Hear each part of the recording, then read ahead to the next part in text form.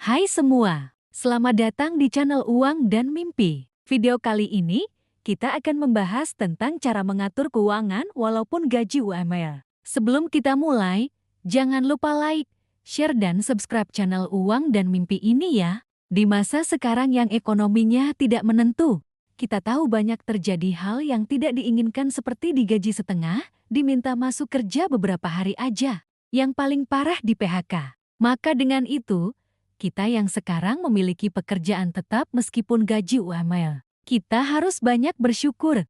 Tapi pernah nggak kalian mikir, apakah gaji UMR itu cukup untuk pengeluaran sehari-hari, untuk nabung, apalagi untuk masa depan? Tapi percaya deh, walaupun penghasilan pas-pasan, kamu dapat tetap bisa mengatur keuangan dengan cerdas. Di video kali ini, aku bakal kasih beberapa tips yang praktis gimana cara mengelola uang bulanan biar tidak habis di tanggal tua. Yang pertama yaitu, bikin rencana kas bulanan yang sederhana. Misal gaji kalian 5 juta, caranya kita bisa pakai aturan 50%, 30%, 20%, 50% untuk kebutuhan pokok, 30% untuk gaya hidup atau hiburan, 20% untuk tabungan atau dana darurat. Contoh kebutuhan pokok, kita jabarin. Misalnya untuk bayar kos atau kontrakan 1 juta per bulan, untuk makan sehari-hari 1 juta per bulan, transportasi 300.000 per bulan, pulsa dan kuota internet 100.000 per bulan, listrik 100.000 per bulan. Angka ini hanya perkiraan pembagian aja, angka aslinya nanti menyesuaikan dengan kehidupan kalian. Contoh untuk gaya hidup atau hiburan. Misalnya, untuk kalian pergi nongkrong 500.000 per bulan, belanja seperti baju dan makeup gitu 500.000 per bulan, langganan digital seperti Netflix, Spotify 500.000 per bulan.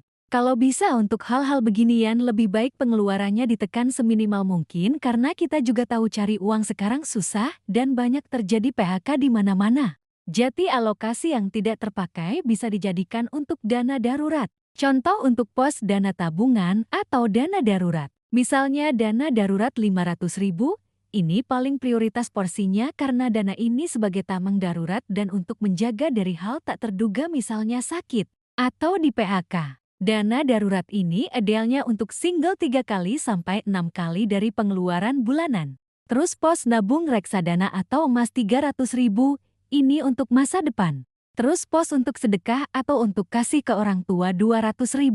Aku mengerti, generasi sandwich tanggung jawabnya sangat besar untuk mengatur pengeluaran dan juga punya tanggung jawab moral dan sosial untuk berbakti kepada orang tua.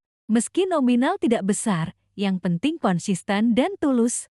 Yang kedua yaitu, gunakan sistem dompet digital atau amplop. Gunakan dompet digital atau amplop untuk keperluan sehari-hari dan dibagi ke masing-masing pos. Misalnya pos untuk nongkrong 500.000, tadi dimasukkan ke dalam dompet digital. Tapi ketika pos ini sudah habis, kita harus stop dan tidak boleh mengambil dari pos-pos lain. Yang ketiga yaitu, pisahkan rekening. Pisahkan rekening antara rekening utama, rekening dana darurat dan rekening untuk gaya hidup. Contoh untuk rekening utama yaitu sebagai sumber uang gaji masuk, lalu kamu langsung pindahkan sesuai pos-pos yang telah kamu bikin tadi. Rekening dana darurat ini gunanya untuk menyimpan pos uang dana darurat tadi yang sebagai tameng darurat dan menjaga dari hal tidak terduga. Dan juga tadi untuk gaya hidup sudah dipisahkan ke dompet digital. Jadi kesimpulan video kali ini. Pertama, bikin rencana kas bulanan yang sederhana untuk pembagian gaji bulanan. Kedua, gunakan sistem dompet digital atau amplop untuk pos-pos gaya hidup seperti nongkrong dan hiburan.